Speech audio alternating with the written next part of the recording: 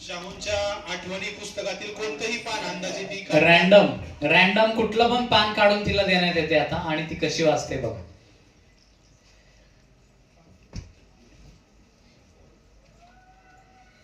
शास्त्रीय निवासात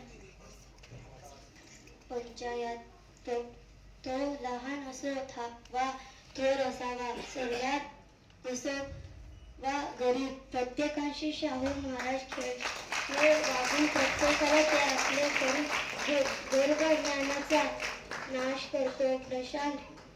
प्रशांत ही बुद्धीचा नाश करते, स्वार्थ प्रतिष्ठाचा नाश करतो.